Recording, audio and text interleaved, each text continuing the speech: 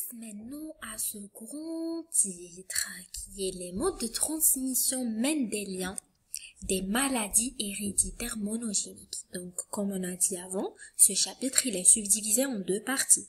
La première partie, c'est les modes de transmission mendéliens des maladies héréditaires monogéniques. La deuxième partie, on va exercer les modes de transmission non mendéliens des maladies héréditaires monogéniques. Voilà. Donc, si on parle des modes de transmission mendéliens, regardez un second titre. Il y avait les modes de transmission mendéliens. Mendélien, donc l'usage de ce terme est mendélien, parce que dans ce mode de transmission, on suit les lois de Mendel, tout simplement. Dans la transmission des maladies héréditaires, génétiques, donc c'est pour ça on dit les modes de transmission mendéliens. C'est ça. Et l'usage de termes monogéniques ou bien monofactoriels, c'est pareil. C'est pour caractériser les maladies dues à une mutation dans un seul gène. Parce que mono déjà, elle signifie wahida, yani haja, wahda. D'accord? Donc, l'hérédité monofactorielle ou l'hérédité mendélienne, c'est pareil. Et la transmission des maladies génétiques dues à une mutation dans un seul gène. C'est pour ça on dit qu'elle est monogénique. D'accord. Dans le rentissement phénotypique est important. Il y a l'influence ou bien de phénotype. Il y a المظهر الخارجي. يعني elle تؤثر على المظهر الخارجي cette maladie. Et dans le mode de transmission est simple, identique à celui décrit par Mendel. Yani, dans ce mode de transmission, on suit les lois de Mendel. C'est ça. Atomique dominante. Donc, rappelez-vous au schéma qu'on avait fait avant. Donc, on commence par le gène. Vous saviez que c'est quoi le gène? Le gène, c'est l'unité d'information responsable d'un caractère héréditaire. Ou bien c'est l'unité constitutive du génome ou bien de l'ADN. Le gène, il porte une information ou bien un caractère héréditaire, tel que par exemple la couleur des yeux, la couleur des cheveux, la couleur de teint, etc., etc. Ou bien particularité physiologique, telle le groupe sanguin. C'est ça. On passe maintenant au allèle. C'est quoi un allèle? Donc l'allèle, c'est une différente version d'un gène. C'est une différente version de gène. Et là, c'est l'unité constitutive de gène. Voilà. Il y en a par exemple des gens qui portent des yeux verts, il y en a d'autres qui portent des yeux bleus, donc il y en a des autres qui portent des yeux, par exemple marron, bien noirs, etc., etc., etc. Donc tout ça, il revient à la version ou bien la variabilité des allèles. C'est ça. Et c'est également le même cas pour le groupe sanguin. Donc les gènes portés par les chromosomes, oui bien sûr, on sait que les chromosomes c'est une succession de plusieurs gènes. Voilà. Donc ces chromosomes ont une forme de bâtonnet. Voilà. Donc on sait dans une cellule somatique, ou bien dans une cellule normale classique, on trouve 46 chromosomes, 22 paires de chromosomes non sexuels, sont des chromosomes non sexuels, on les appelle les autosomes. Un paire de chromosomes sont sexuels, on les appelle les gonosomes. Donc X et Y chez le sexe masculin et XX chez le sexe féminin. Donc, pourquoi il y en a deux paires? Plutôt 22 paires et un paire. Donc, le paire, ça veut dire un chromosome, il est hérité du côté maternel, d'origine maternelle, et l'autre chromosome, il est hérité de côté paternel. C'est ça. On passe maintenant à la notion d'homozygotie et d'hétérozygotie. Les cas des chromosomes non sexuels, on parle des autosomes. Donc, pour les chromosomes homologues, ça veut dire les chromosomes qui portent la même information. La même information, bien le même caractère. Il y en a par exemple des chromosomes qui portent certains gènes qui sont responsables à la couleur des cheveux, par exemple à la couleur des yeux, etc., etc. Donc, des chromosomes homologues, ce sont des chromosomes qui portent la même information. C'est ça. Et tant qu'elles portent la même information, donc strictement, ils ont les mêmes gènes. Mais pas nécessairement les mêmes allèles. Bien sûr. Donc, on parle de la notion d'homozygotie et d'hétérozygotie. Voilà. Donc, un individu, on dit un individu qui est homozygote quand il possède les mêmes allèles ou bien il possède deux allèles identiques. Voilà. Allèle d'origine maternelle, il est identique au allèle d'origine paternelle dans le même locus, c'est-à-dire le site physique de cet allèle. Voilà. En revanche, un individu, on dit que un individu, il est hétérozygote quand ces deux allèles d'origine maternelle ou bien d'origine paternelle sont strictement différents. Voilà. C'est ça la notion d'homozygotie et d'hétérozygotie. Yani, il y a deux allèles au total. Il y a deux allèles. Les allèles d'un paire de chromosomes sont soit identiques, donc on parle d'homozygotie, soit différents, on parle d'hétérozygotie. C'est ça. On reste toujours dans le cas des chromosomes non sexuels. Voilà. Donc, le fait qu'un individu puisse possible de posséder des allèles différentes nous amène le concept de dominance et de récessivité. Donc, on va parler de la dominance et de récessivité entre les allèles. Voilà. En cas d'allèle dominant, donc ceci s'exprime toujours, c'est-à-dire pour que le caractère qui est conféré par l'allèle soit visible à l'échelle de l'individu, yani phénotypiquement visible, cet individu peut être hétérozygote ou bien homozygote. Yani cette personne, que ce soit elle est homozygote ou bien hétérozygote, donc cet allèle soit exprimé. Voilà. En revanche, pour l'allèle récessif ou bien on dit un allèle qui est récessif, ceci s'exprime que chez un individu homozygote. Ça veut dire, pour l'allèle dominant, une copie suffisante pour que cet allèle s'exprime. Par contre, pour l'allèle récessive, ça nécessite deux copies pour que cet allèle s'exprime.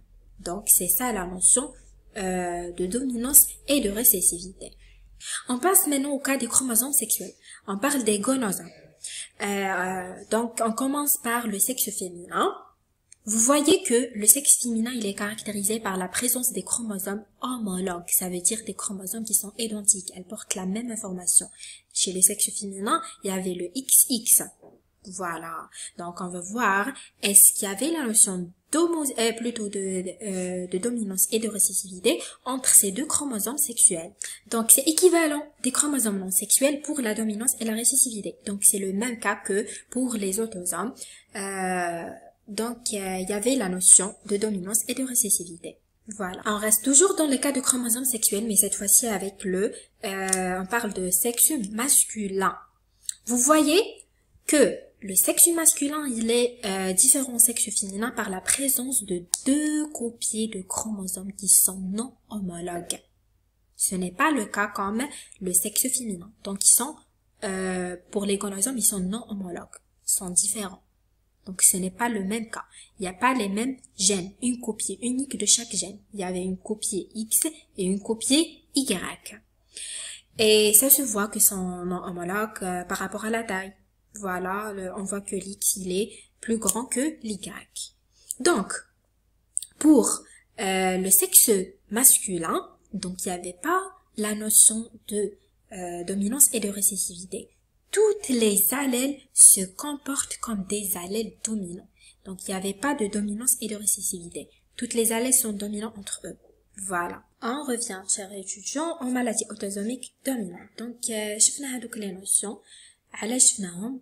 Donc, دركا كي نتصادفوا بأي كلمة, que ce soit autosomique, dominante, récessive, chromosome, ou bien les autosomes, les gonosomes, on sait bien c'est quoi de souche, ou bien à la base, ces mots.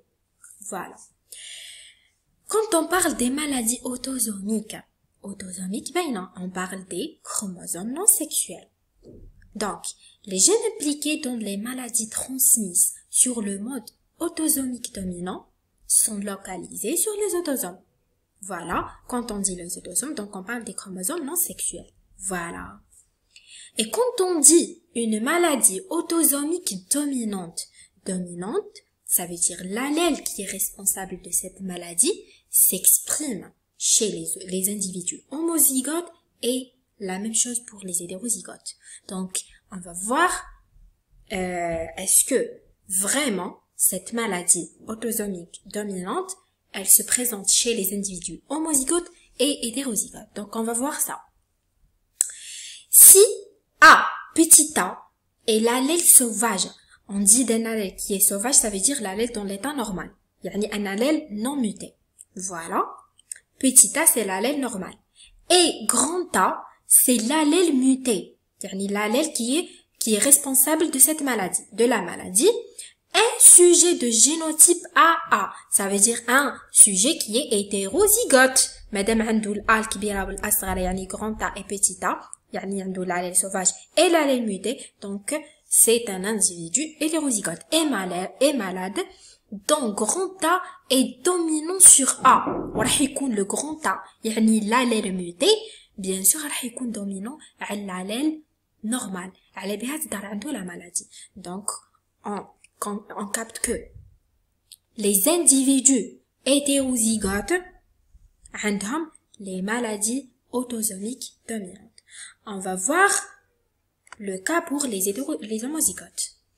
En pathologie humaine, les situations où l'on observe les homozygotes AA, yani grand A, pour les deux allèles mutés, yani عنده deux allèles mutés. Pour les allèles mutés responsables de pathologies dominantes sont rares. Yani, on résume que les maladies autosomiques dominantes, elles touchent les hétérozygotes que les homozygotes. Donc, le cas des homozygotes, c'est très très rare. Maintenant, on passe aux quelques caractéristiques et critères de reconnaissance. Donc, c'est assez important. Donc, ces caractéristiques, c'est à apprendre par cœur.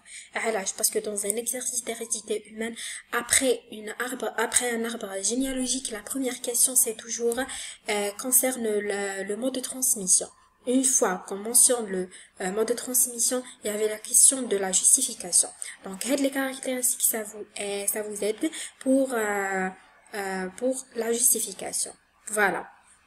Donc, premièrement, les deux sexes sont atteints avec la même fréquence. La transmission est indépendante du sexe. Ça veut dire que les maladies autosomiques dominantes, elles touchent les deux sexes. Que ce soit le sexe féminin, elle n'est pas liée au sexe. C'est ça. Mais je me le sexe. Tout porteur d'un allèle morbide ou bien l'allèle muté a un risque de 50% de le transmettre à sa descendance ou bien à ses enfants. Yani, lorsqu'un parent porte l'allèle morbide ou bien l'allèle muté, donc il a le risque ou bien la fréquence de 50% à transmettre cette maladie à sa descendance. Bien sûr, يعني كي يكون عندك un parent hétérozygote, strictement l'un de ses enfants راح يكونوا malades بهاد la maladie. Les sujets malades naissent d'un parent malade, bien sûr. واحد كي يكون malade une maladie, strictement كاين un parent qui a transmettre cette maladie. يعني transmission حتكون verticale d'une génération à une autre. يعني واحد كي نلقاو la maladie عند les parents, après عند la descendance, عند les parents, après عند la descendance suivante, donc c'est strictement le mode de transmission autosomique dominant. عندنا هاد le schéma de transmission de maladie autosomique dominante. Voilà, شوفوا عندك les parents hétérozygote atteint وهذا c'est un homozygote normal. يعني هذا l'hétérozygote porteur de l'allèle morbide, يعني il porte l'allèle muté. Les gamètes, l'enfant. شوفوا معايا hétérozygote atteint 50%, homozygote normal 50%. يعني les hétérozygotes sont strictement atteints par cette maladie. علاش؟ parce que هذا le parent met la maladie à sa descendance. On passe au risque de récurrence de chaque union dans le mode autosomique dominant. شوفوا معايا. Donc, vous voyez que le parent est hétérozygote. Par contre, la maman, elle est homozygote. Yani, le parent, c'est le porteur de la maladie. Il porte le gène morbide. Donc, il a le risque de 50% de transmettre la maladie à sa descendance. Et c'est ça le cas. Donc, il a transmettre la maladie à l'un de ses garçons et une fille. Donc, un garçon et une fille sont hétérozygotes, yani sont malades, et un garçon et une fille sont sains. Voilà. Donc, à chaque grossesse, le risque que l'enfant soit malade est de 50%. Si le père, il est atteint par la maladie. Le deuxième cas, le père, il est sain, il est homozygote. Par contre, la maman, elle est hétérozygote, elle est malade. Elle porte le gène morbide. Donc, elle a transmettre la maladie à sa descendance ou bien à ses enfants. Donc, le premier garçon, il est atteint, donc il est malade, hétérozygote. Le deuxième garçon, il est sain. La troisième fille, elle est malade. La quatrième fille, elle est saine. Donc, à chaque grossesse aussi, le risque que l'enfant soit malade est de 50% si la maman, elle est malade. Dans le troisième cas, si les deux parents sont atteints par la maladie, yani les deux parents sont hétérozygotes, donc ils vont transmettre la maladie ou ils vont transmettre le risque de transmettre la maladie, c'est pas à 50%, c'est à 75%. علاش parce que يولي عندهم 3 enfants atteints par la maladie. هنايا عندنا le deuxième garçon et les 2 filles sont atteints par la maladie. يعني كي يكونوا عندك 2 parents plutôt كي يكون عندك un seul parent atteint par la maladie, il va transmettre la maladie de risque à 50%. Par contre, qui connaît les 2 parents malades, donc le risque va augmenter à 75%. Donc, pour mieux comprendre, on prend l'exemple de l'arbre généalogique qui illustre une transmission autosomique dominante. Donc, le parent y est atteint par une maladie autosomique dominante. Donc, le premier parent, il est hétérozygote. Donc, il va transmettre la maladie à sa descendance. Le premier enfant, il est atteint par cette maladie. Donc, son fils, il s'est marié avec une femme saine. Donc, il a donné la naissance des enfants atteints par cette maladie. عنده 2 garçons et 2 filles sont atteints par cette maladie. Donc, sa fille, elle s'est mariée avec un individu qui est sain. Donc, elle a donné un garçon atteint. Et par contre, son fils, il s'est marié avec une femme saine. Donc, il a donné naissance à une fille malade. Donc, on peut valider les caractéristiques اللي هضرنا عليهم قبل. Les 2 sexes sont atteints avec la même fréquence, يعني que ce soit pour le sexe féminin ou bien pour les sexes masculins, et la transmission est indépendante du sexe, yani elle touche les femmes et les hommes. Voilà. On a dit aussi, tout porteur de l'allèle morbide a risque de 50% de la transmettre à sa descendance. Et il y avait la transmission verticale. علاش verticale? Parce que toute la génération ما كانش saute de génération. هاد la génération كاين واحد فيها مريض. La deuxième génération عندي فيها اللي مرض. La troisième génération aussi. Donc c'est une transmission verticale. Voilà. Donc on passe maintenant aux quelques exemples de maladies, de maladies autosomiques dominantes. Donc c'est très important d'apprendre toutes ces maladies, puisque ça vous facilite autrefois dans un exercice d'hérédité humaine. Par exemple, une maladie, donc c'est sans réflexion, sans pensée. Donc vous seriez capable de savoir que c'est une maladie avec mode de transmission autosomique dominant. Donc la première maladie, c'est l'hypercholestérolémie familiale. Les familles qui ont le cholestérol زايد في الدم, le taux de cholestérol يكون زايد. Donc c'est l'hypercholestérolémie familiale. C'est une maladie due à une anomalie du gène du récepteur pour le LDL cholestérol. Donc sa localisation, locus de ce gène, c'est au niveau de chromosome 19, le bras court. La deuxième maladie, c'est la chondroplasie. La chondroplasie, les gens qui connaissent قصر القامة يكونوا قصار في القامة وممشي يكبروا يبقاو يزيدوا في لاج تاعهم يبقاو ديما قصار donc c'est la chondroplasie c'est un anémisme dû à une mutation dans le gène FGFR donc sa localisation dans le chromosome 4 le bras court عندنا aussi la maladie de Marfan. La maladie de Marfan, c'est une affection touchant notamment le squelette. Elle peut toucher le squelette, l'œil, les gros vaisseaux et due à des mutations dans le gène de fibrilline 1. Donc le gène qui sécrète la fibrilline. Voilà, donc sa localisation, le locus au niveau du chromosome numéro 15. عندنا aussi le corée de Huntington. هذا le corée c'est une maladie neurologique يعني elle touche les neurones في الأعصاب dégénérative pour l'adulte donc sa localisation dans le chromosome 4 في le bras court عندنا aussi l'ostéogenèse imparfaite l'ostéogenèse c'est par rapport à son nom elle touche les os يعني elle touche العظام maladie avec fragilité اللي هي هشاشة العظام osseuse due à une anomalie du collagène de type 1 donc anomalie في le collagène يعني la sécrétion de collagène اللي هو une protéine عندنا aussi la neurofibromatose de type 1 le NF1 c'est une maladie pouvant associer de façon très variable des signes cutanés des tumeurs nerveuses des signes osseux عندك des difficultés d'apprentissage plutôt, tout ça ce sont des symptômes de la neurofibromatose de type 1. Sa localisation c'est dans le chromosome 17.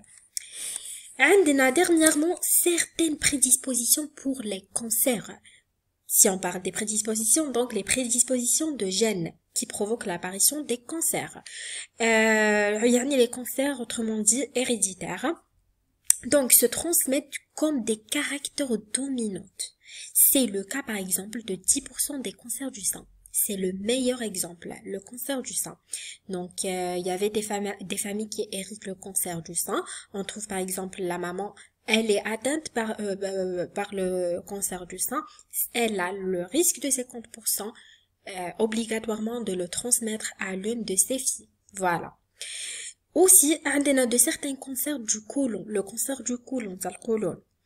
عندنا le polypose adénoteuse familiale et le syndrome de Lynch. Ce sont des syndromes.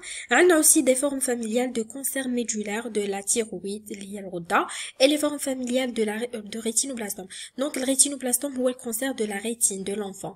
Il touche les enfants. C'est كيما نقولوها السرطان شبكة العين. Voilà. On passe maintenant aux particularités de l'hérédité autosomique dominante. Donc, on a vu l'hérédité autosomique dominante, le concept de la transmission des maladies autosomiques dominantes. Maintenant, on passe aux quelques particularités. يعني حالات خاصة تاع هاد l'hérédité autosomique dominante. La première particularité, c'est la pénétrance incomplète. La pénétrance incomplète. Il arrive qu'un individu porteur d'une mutation autosomique dominante morbide peut ne présenter aucun signe de l'affection sain. Ça veut dire, parfois, on trouve des sujets, ou bien des patients, ou bien des individus qui sont sains, يعني phénotypiquement sains. ما عندهم aucune affection يعني يكونوا ظاهريا ما عندهم حتى مرض. Ils ont aucun signe de l'affection. Par contre, si on voit ces gens génotypiquement, on voit qu'ils sont malades. Mais si malades, ils sont porteurs. Ils sont porteurs de la maladie. Autrement dit, ils sont porteurs de la mutation. Ou bien autrement dit, ils sont porteurs de l'allèle morbide, yani de la mutation autosomique dominante. Donc, c'est quoi notre question? On trouve que est-ce que ces gens ou bien est-ce que ces individus, ils ont vraiment la capacité de transmettre ce génotype ou bien cet allèle morbide à leur descendance ou non? Voilà, donc la pénétrance de ce gène morbide est dite incomplète. Donc on va dire que ce gène, il a une pénétrance incomplète. Ça veut dire sa expression, ou l'expression de ce caractère lié de telle maladie, c'est incomplète. يعني غير مكتمل. Un sujet apparemment sain peut donc être porteur du gène muté et transmettre la maladie à sa descendance. Voilà. Donc, il a strictement la capacité de la transmettre à sa descendance. On dit que c'est un sujet porteur. On ne dit pas qu'il est malade. Il est sain, phénotypiquement, mais génotypiquement, il est porteur de l'allèle morbide. Donc, il a la capacité de la transmettre à sa descendance. Ce qui crée dans l'arbre généalogique un sorte de génération, parce qu'on a vu déjà l'hérédité autosomique dominante, on a dit, la dernière caractéristique, si rappelez-vous, que un individu, on a dit un individu atteint, naissent strictement d'un parent atteint. يعني أي واحد حامل للمرض هو أكيد مولود من أب يكون حامل لهذا المرض. لهنا on a fait l'exception. يعني يقدر يولد إنسان مريض ظاهريا يكون مريض phénotypiquement malade ou bien atteint, mais il naissent d'un parent qui est sain. يعني راح يكون porteur de l'allèle morbide, mais il est phénotypiquement sain. Donc حيكون عندنا des sautes de génération. حيكون عندنا des sautes de génération. Voilà. Donc la pénétrance d'une maladie est définie par le rapport suivant. Donc c'est très important de calculer la pénétrance, le rapport de la pénétrance. Par exemple, dans un exercice, j'ai une question de calculer la pénétrance. Donc, on a un rapport, la pénétrance égale à le nombre hétérozygote atteint, yani le nombre de toutes les hétérozygotes qui sont atteints, les malades, voilà, sur le nombre total d'hétérozygotes. Ça veut dire, le nombre total d'hétérozygotes, ça veut dire les hétérozygotes sains et les hétérozygotes malades, ou bien les hétérozygotes atteints. Voilà. Donc, le nombre d'hétérozygotes atteints, on قسموه على le nombre total d'hétérozygotes, que ce soit les individus sains ou bien les individus atteints. Voilà. Donc, la signification de ce rapport, elle est complète. On dit que la pénétrance est complète, le rapport, quand il est égal à 1. كي نلقاو هاد le rapport يساوي الواحد معناتها عندي une pénétrance complète.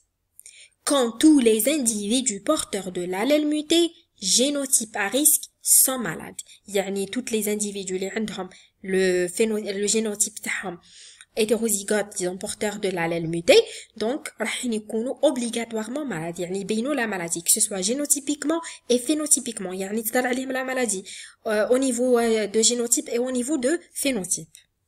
Par contre, on parle de la pénétrance incomplète. La pénétrance incomplète وقتاش كيكون عندي le rapport هذا تاع la pénétrance أقل من الواحد, يعني 0. Lorsque tous les porteurs du génotype à risque ne sont pas malades. On ne dit pas qu'ils sont malades, on dit des porteurs.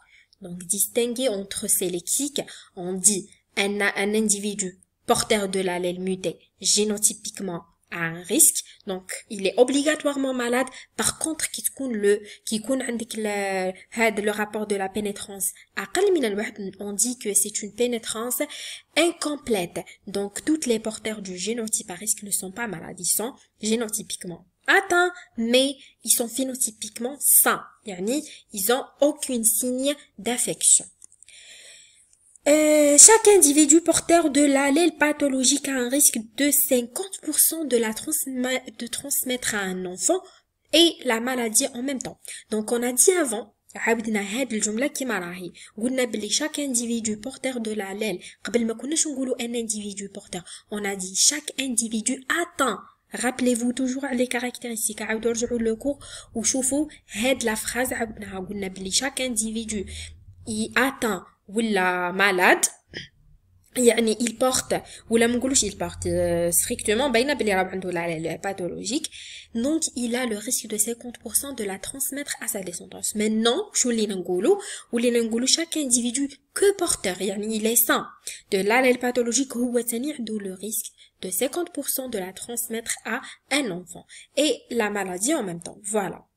Maintenant on prend un exemple de maladie. عندنا الريتينوبلاستوم. الريتينوبلاستوم اللي حكينا عليه قبل c'est le cancer de la rétine. Le cancer de la rétine qui affecte spécialement les enfants. Voilà. Donc, plusieurs membres de la famille ci-dessous ont développé un rétinoblastome, tumeur embryonnaire de la rétine. Il s'agit d'une maladie autosomique dominante dont la pénétrance est de 90%. Donc, la pénétrance, là, elle est incomplète. Donc, madame a 90%, ça veut dire elle est 0,999. Voilà. Donc, c'est une pénétrance incomplète. Yani, haikoun andi, l'un des parents sains, ou plutôt porteur de l'allèle morbide ou bien de l'allèle pathologique, il va transmettre à sa descendante. Donc, on se fout l'arbre généalogique, on va analyser l'arbre, après, on va voir les risques pour la descendance. هذه باش تستعلموا ديروا une analyse de l'arbre parce que لنا حالة منا راح نطيحوا فيها dans un exercice يمد لكم un arbre plutôt généalogique après نتوما ديروا l'analyse de l'arbre. Donc عندي la génération 1, 2 et 3. On a 3 générations. La première génération لهنا le père il est sain, par contre la maman elle est malade. Voilà. Donc, la deuxième génération, le couple, ils ont eu 3 enfants. Deux garçons et une seule fille. Déjà, le gérant 3, la génération 2, est décédé de la maladie. Déjà, la maladie, donc il est atteint. Sa sœur est atteinte et a eu un fils malade. Harry, sa sœur. Sa sœur, c'est 2. De la génération 2. Elle s'est mariée avec un homme qui est sain. وش ظهر عندها un fils malade. Donc c'est normal. Voilà. Son frère est sain. عندها un frère qui est sain. Donc هنا تظهر la maladie. هنا تظهر la pénétrance incomplète. عندها un frère est sain. Mais quoi? Il s'est marié avec une femme aussi saine. Donc il a eu une fille atteinte. Donc, pourtant qu'il est sain. Il s'est marié avec une femme saine. Donc, il a eu une fille atteinte. Donc, il est donc porteur obligatoire. On dit qu'il est porteur de l'allèle morbide ou bien qu'il est porteur de l'allèle pathologique obligatoirement. كيفاش حتى ظهرت la maladie عند sa fille. Donc, باينة باللي le génotype تاعو عنده une pénétrance. Le gène تاعو on dit que ce gène il a une pénétrance incomplète. Donc il est sain phénotypiquement, mais génotypiquement il est porteur de l'allèle pathologique. On note un saut de génération. وين راح le saut de génération? هاو في la deuxième génération عندي un saut de génération. هنا ما عنديش، هنا ما كانش. هنا عندي في la génération 2 عندي un saut de génération. علاش un saut de génération؟ واحد ماهوش مريض ومد لي une fille atteinte. Donc ça veut dire qu'il a obligatoirement l'allèle pathologique. Bien que l'allèle pathologique soit présent à toutes les générations, bien sûr, يعني هاد l'allèle morbide ou bien l'allèle pathologique راهو كاين عند toutes les générations. عند la génération 1 هنا، la génération 2 كاين aussi لهنا، même هنا راهو كاين، هذا il a décédé ما نهضروش عليه. في la génération 2 في le deuxième couple donc كاين mais il est caché برك. في la troisième génération راهو ظاهر aussi.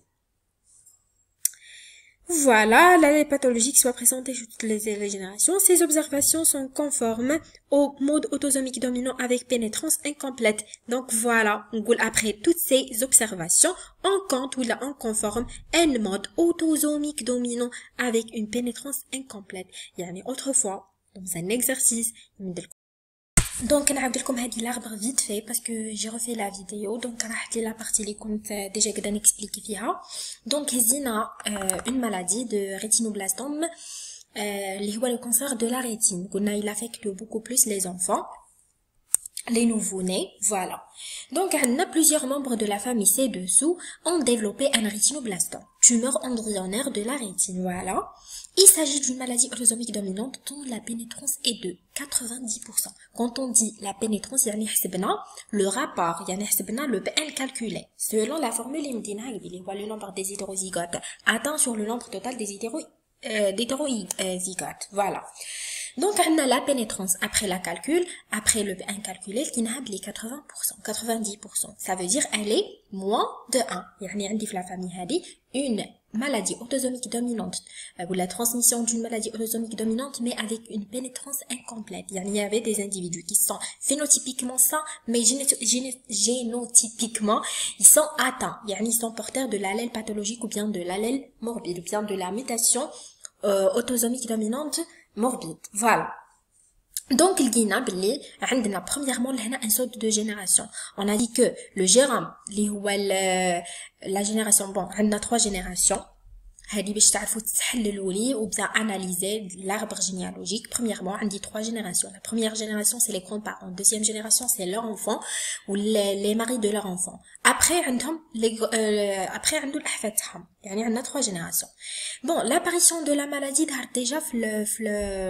ظهرت déjà chez la femme. 2. هذه elle est hétérozygote malade. Voilà. Après, عندنا le gérome 2, 3, هذا, il est décédé de la maladie. Déjà, il est atteint au mat. Voilà. Sa sœur est atteinte, a eu un fils malade. Donc, sa sœur, هذا le 4-2, هذا, il est pas malade. Mais, donc, je vous, est-ce que l'un de ses fils est malade ou non? Bon, عندنا aussi la deuxième fille, 2-2, donc de la génération 2, elle est atteinte. Voilà. Elle est atteinte et elle a eu un enfant malade. Donc, c'est normal. Voilà. Après, son frère est sain. Le frère Hada 4-2, il est sain.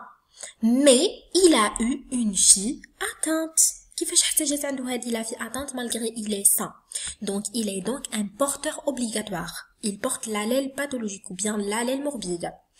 On note un saut de génération. Donc, là, on dit un saut de génération parce que la génération 2, c'est le 2 couples, ils sont sains. بس عندي لهنا ils ont eu une fille atteinte. Donc, il y a un sorte de 2 générations. On note qu'il y avait une sorte de génération. Bien que l'allèle pathologique soit présent toutes les générations. Par contre, l'allèle morbide, il est présent dans toutes les générations. Là, il est présent, la femme. Elle a 3 enfants. واحد مات بالمرض ou la fille, elle est atteinte. Là, normalement, il y a une sorte de génération parce que l'allèle, il est présent chez la femme. Elle s'est mariée avec un homme sain ou elle a déjà son fils, il est atteint. Par contre, là, ils sont les deux sains phénotypiquement, mais il y a que le 4e hada, il est atteint ou là, il est porteur de l'allèle. Donc, c'est pour ça j'ai une fille atteinte. Donc, ces observations sont conformes en mode autosomique dominant avec pénétrance incomplète. Donc, il y a une pénétrance incomplète. Autrefois, dans un exercice, par exemple, il me comme un arbre généalogique. Après, l'analyse de l'arbre. Donc, il faut qu'on distingue le vocabulaire, il faut qu'on distingue ou bien on choisit les bons mots, les après, la conclusion, يعني l'observation, on a constaté que, ou là, on a confirmé, on a que le mode, c'est le mode autosomique dominant avec une pénétrance incomplète. Alors, j'ai une pénétrance incomplète parce que, pardon, علاش عندي une pénétrance incomplète parce que عندي un saut de génération. Risque pour la descendance. Bon, عندي لهنا l'analyse après toujours il est suivi par le risque de la descendance. Donc chaque individu porteur de l'allèle pathologique, malade ou non, a un risque de 50% de transmettre cet allèle à chaque nouvelle grossesse. Ça veut dire اي واحد حامل l'allèle muté هذاك que ce soit il est malade ou non, que ce soit qu'un malade ou la malade, يعني il est phénotypiquement sain ou bien génotypiquement malade, ou là il est phénotypiquement malade et génotypiquement malade. Donc les deux cas, alors عنده un risque de 50% de le transmettre à sa descendance, يعني chaque nouvelle grossesse qui m'a شفنا في l'arbre généalogique. Mais seul 90%, علاش 90%؟ هاد لو كا عندي ان 90% كيما قادر يكون 90% قادر يكون 80% قادر يكون قل l'essentiel entre le 50 et le 100 علاش باسكو راني حسبت لو بي ان دونك في هاد الحاله كي حسبنا البي ان لقينا 90%.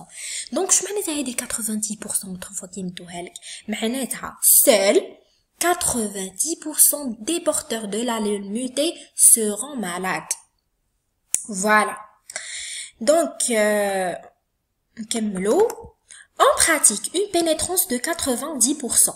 Le P1 calculé selon la formule signifiait qu'un sujet porteur. Donc, حابين نفهموا واش معناتها هذه كي نحسبوا le P1 واش معناتها qu'un sujet porteur de la mutation a 80% de risque d'être malade. هذا ما كان يعني هذاك لو pourcentage يبين لي بلي ان سوجي كيكون عنده هاد لو شيفر هذا 90% معناتها راهو عنده لو ريسك d'être malade. C'est ça. Ce phénomène, le phénomène, on parle de phénomène de la pénétrance incomplète. Donc, il signifie quoi? Et expliqué par l'interaction. C'est très important de faire la signification de ce phénomène. Donc, ça signifiait qu'il y avait une interaction de l'allèle morbide. Bon,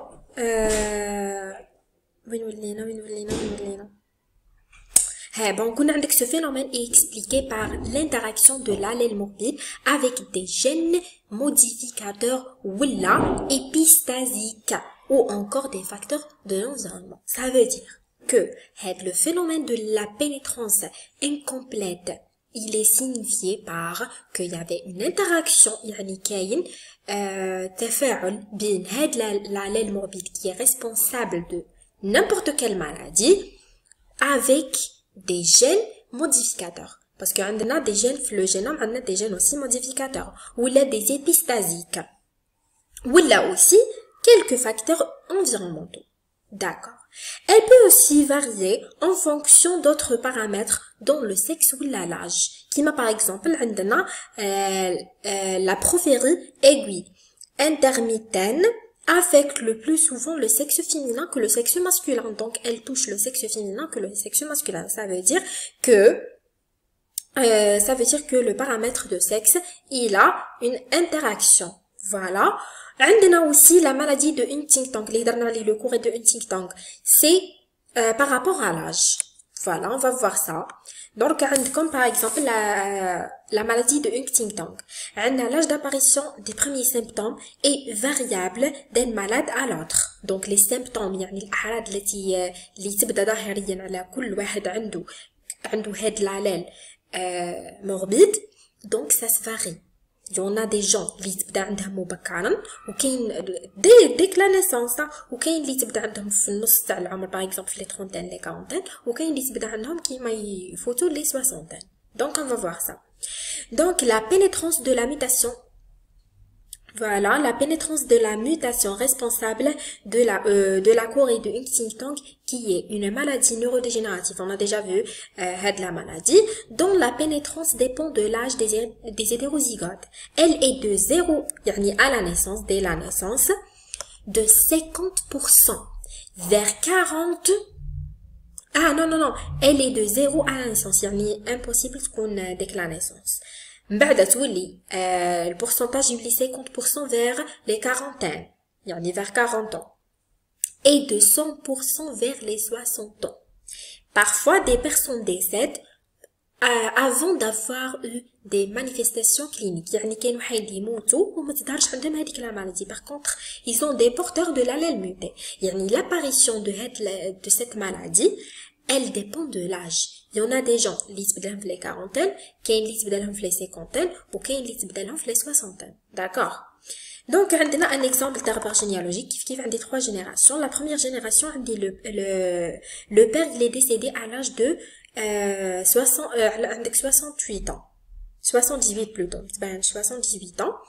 Ou l'apparition de la maladie, peut-être 65, qui can 65. Voilà. La deuxième génération, il a eu 3 enfants. Ils sont sains. La fille, elle est décédée. Elle est décédée. Elle est décédée avant d'avoir eu des manifestations cliniques. Voilà.